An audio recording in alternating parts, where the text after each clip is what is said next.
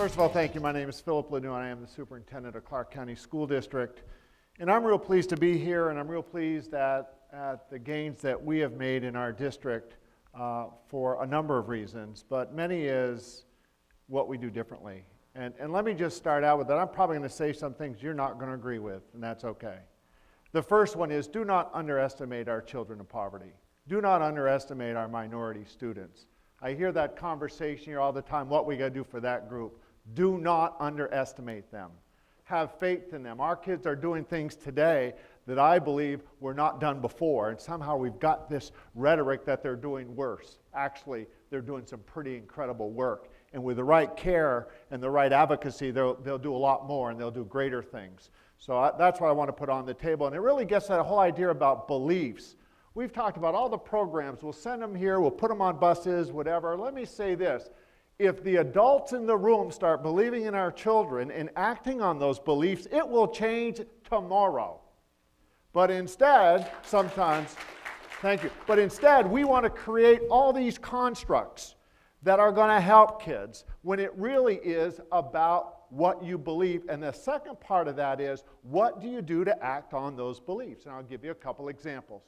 In our district, the one question I've been asking our teachers when you sit at that desk or in your front of the room, when you look at that class for the first day, who do you see? What aspirations do you see for them? And are those aspirations the same, by the way, for those that would be in a middle class, upper end, white, Hispanic, African American? Do you see the same thing for them? And if you don't, go to the house. You need to go. Because that's what we're not going to have you. You need to go to the house. So this whole thing is about expectations. I'll give you one example.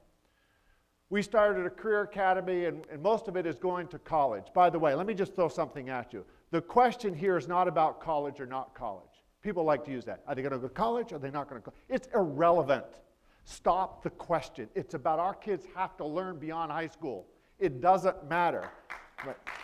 But by the way, and I love this, we have a lot of people say, well, you know, those kids don't go to college.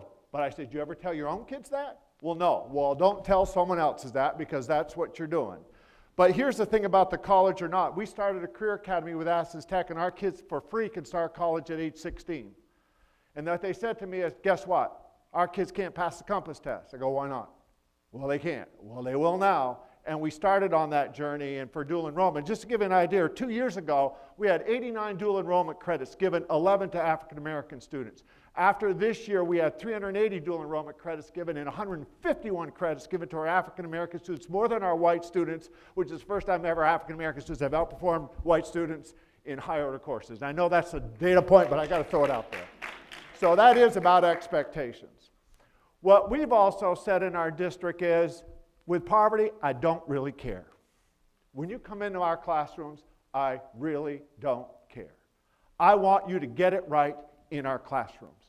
So the first things that we do is we say, teach standards. Now, a lot of people say, stifles my creativity. What do you mean? What did you teach last time? Chapter 2? Was that creative?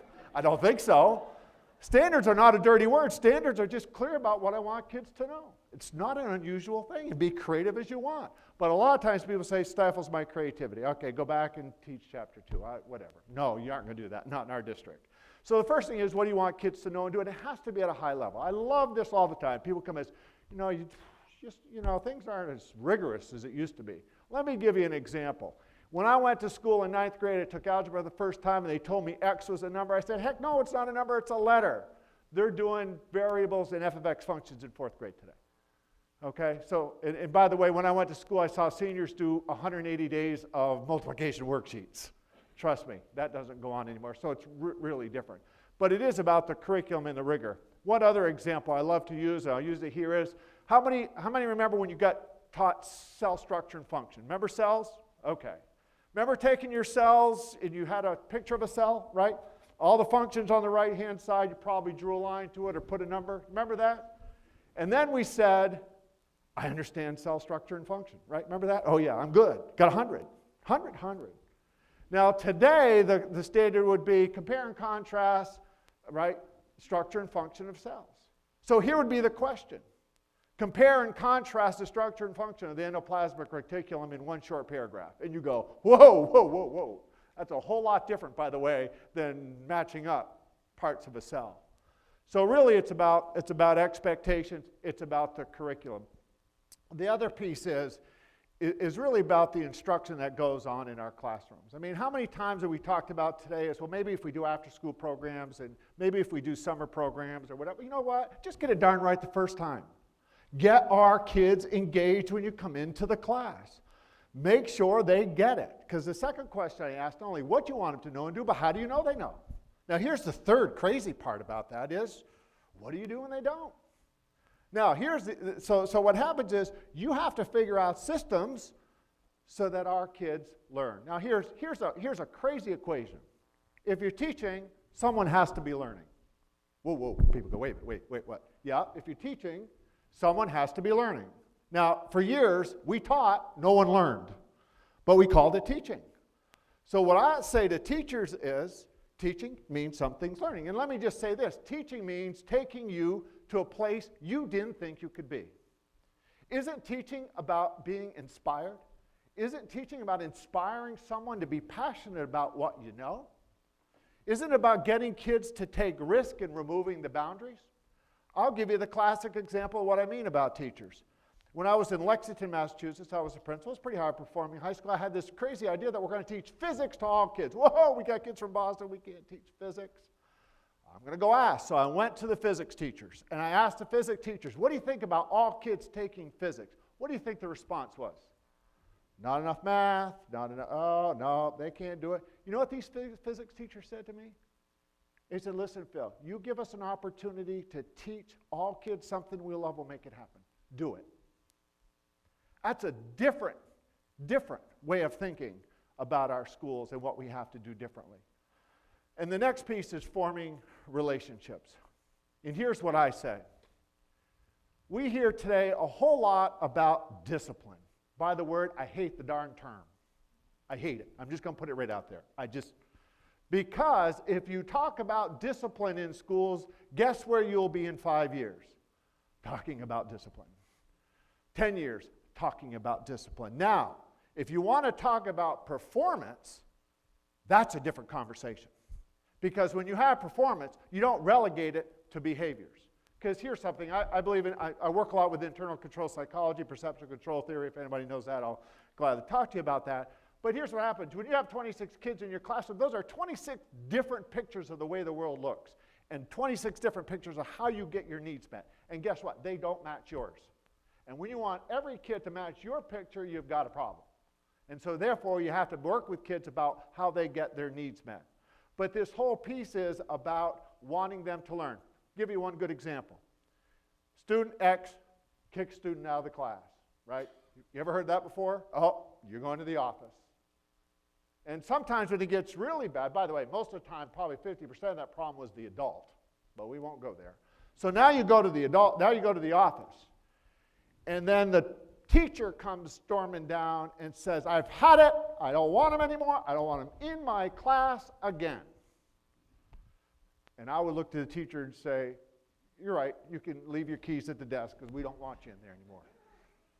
And the reason why the young person says, you know what, I've been told that about 8 times already in the last week, stand in line, take a deli number. Because that's already happened to me. What the conversation should be about is, listen, we got a problem, we got to work it out because you got to succeed in my class. Now that brings to the point about, 1 minute, that brings to the point about what it's about effective teachers. First of all, I think there's a lot of effective teachers and very compassionate teachers and passionate about children. And we got to be careful not to lose sight of that. And I've said this before, and I don't get political about scoring and testing and all of this about evaluating teachers. We have to make sure that we don't lose the human side because teaching is an interaction. And how I best describe this is in April, we had a number of students at Oglethorpe Elementary that went down to Jekyll Island. And there were students in water up to their knees, and a wave came in. It took 7 out into the ocean. So we had 3 teachers who were in the water and a 4-H'er that went in and got them. One of them was unconscious by the time they got them to the beach. And so what happens is they did CPR, they got the kids, they tried to work. I mean, these are 1 year, 2 year teachers. They got them going, they're in the hospital, and they all made it, thank God. That she made it at the hospital, even though 4 stayed for the night. But what happened is that we didn't capture what those teachers did. We don't have a way to say, yeah, maybe 80% today, 90% will pass the test. But we didn't capture that moment for you of what teaching is really about. And I don't know the answer to that, but I know that we can't take away the human interaction side of what occurs in our schools. So I know my time is out, but I'll just leave with this. We have a lot of work to do. We have a lot of work to do. But instead of looking at gaps, we need to find where people are doing well, and we need to grow that, we need to cultivate that, and we need to bring it forth in every one of our school districts. But the big thing is we have to say our kids can make it, they can achieve at a high level, and I can contribute to that as an educator and as a community member. Thank you.